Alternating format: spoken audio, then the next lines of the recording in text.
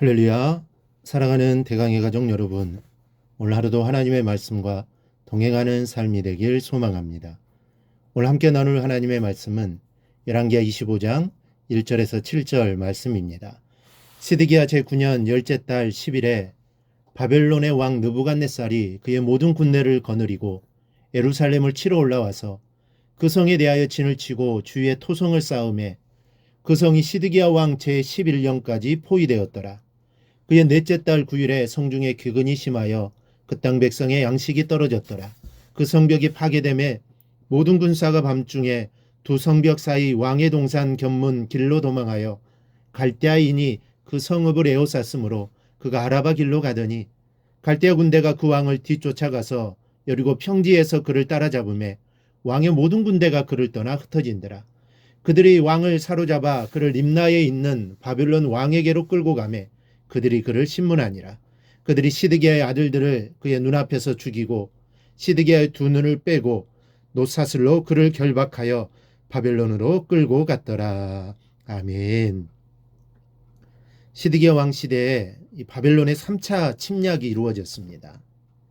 불행하게도 남유다 왕국의 운명은 이때에 종지부를 찍고 맙니다.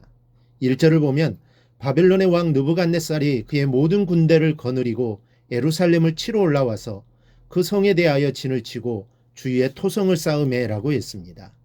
시드기야 9년에 침략하여 시드기야 왕 11년까지 에워쌌다고 했으니 햇수로는 3년을 포위하고 있었음을 알 수 있습니다. 게다가 설상가상으로 성에는 기근이 찾아왔습니다. 3절을 보면 성중에 기근이 심하여 그 땅 백성의 양식이 다 떨어졌다 했고 4절은 모든 군사가 파괴된 성벽으로 도망갔음을 알 수 있습니다. 불행은 여기에서 그치지 않았습니다. 시드기야 왕이 포로가 되었고 그의 아들들을 그의 눈앞에서 죽이는가 하면 시드기야의 두 눈을 빼고 놋사슬로 결박하여 바벨론으로 끌고 갔습니다.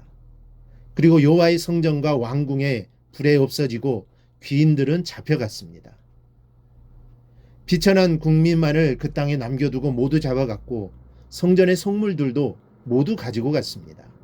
21절 말씀을 보면 유다의 비참함을 볼 수 있습니다. 바벨론 왕이 하맛 땅 림나에서 다 쳐 죽였더라. 이와 같이 유다가 사로잡혀 본토에서 떠났더라.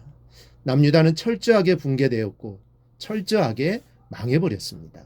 그러나 뒤를 돌아보면 사실상 이렇게 비참한 최후를 맞이하지 않을 수도 있었음을 알 수 있습니다. 에레미야 선지자는 에레미야 38장 17절 이하에서 이렇게 예언하며 권면했던 바가 있습니다.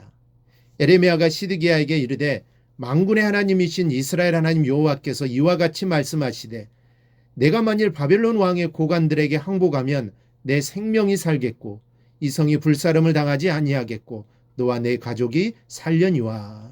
선자의 말씀은 바벨론에게 항복하라는 것입니다. 그래야하면 예루살렘이 불바다가 되지 않을 것이고 왕의 생명을 보존할 뿐더러 너와 내 가족이 살 것이라고 했습니다. 그리고 에레미야 38장 20절에는 여호와의 목소리에 순종하소서 그리하면 왕이 복을 받아 생명을 보존하시리이다. 그 와중에서도 복을 받을 것이라는 말씀입니다.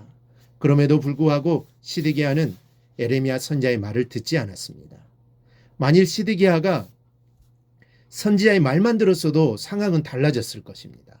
그의 불순종 하나로 인해 얼마나 큰 비극이 찾아온 것입니까?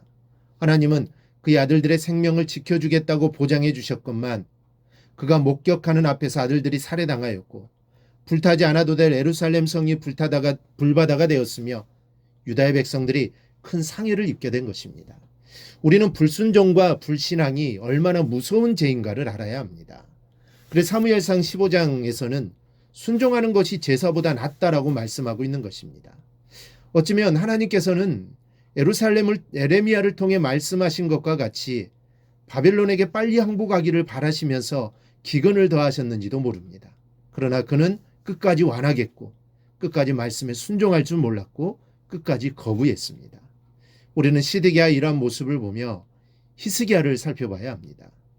히스기야 때에도 유다는 아수르에 의해 지방의 성읍들이 정복을 당하고 최후로 예루살렘만 남겨두고 있었습니다.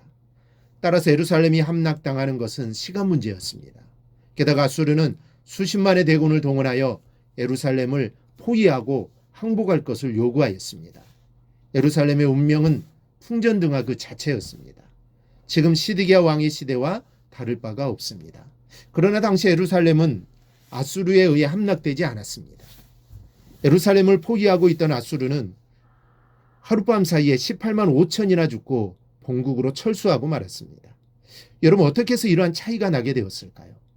어떻게 해서 시드기야 시대에 예루살렘은 함락된 반면 히스기야 시대 예루살렘은 안전하게 보호될 수 있었을까요? 시드기야는 전략 전술이 부족하였고 히스기야는 뛰어난 전략가였기 때문일까요? 그렇지 않습니다. 그 이유는 하나님께서 친히 방패막이 되어주셔서 예루살렘을 지켜주셨기 때문입니다. 즉 히스기야는 하나님을 경외하는 경건한 왕으로서 아수르가 예루살렘을 포위하자 그 자신이 친히 하나님의 전에 나아가 하나님의 도우심을 구했습니다. 또한 이사야 선지자에게도 사람을 보내어 하나님께 기도하여 주기를 요청했습니다. 이 하나님은 친히 당신의 백성들의 방패가 되어주사 예루살렘을 보호하여 주신 것입니다. 이에 비해 시드기야는 어떠하였습니까? 하나님을 경외할 줄 모르는 사람이었습니다. 그는 요야김의 행위를 본받아 하나님을 버리고 우상을 섬겼습니다. 하나님 말씀에 순종하지 않았습니다. 그 결과 이스라엘의 방패가 되셨던 하나님은 유다를 떠나시게 되었고 결국 유다는 보호를 받을 길이 없게 된 것입니다. 만약 그가 하나님 말씀대로 선지자의 말씀대로 순종했다면 이런 비극을 맞이하지 않았을 것입니다. 그렇다면 지금 우리는 얼마나 주님의 뜻에 순종하고 있습니까? 순종하겠다는 마음만이라도 크게 가지고 있었으면 좋겠습니다. 여러분, 순종은 하나님의 은총과 축복의 통로이며 불순종은 하나님의 진노를 부르는 통로가 된다는 사실을 잊지 말아야 합니다. 이제 우리 모두 주님 앞에 순종함으로 하늘의 복과 땅의 복을 마음껏 누릴 수 있기를 바랍니다. 순종하는 자와 하나님 반드시 함께 해주실 것입니다. 이러한 순종의 믿음으로 일평생 살아가기를 주님의 이름으로 축원합니다. 오늘 묵상한 말씀을 굳게 잡고 삶으로 실천하며 살아내는 대강의 모든 성도들이 되기를 축복합니다.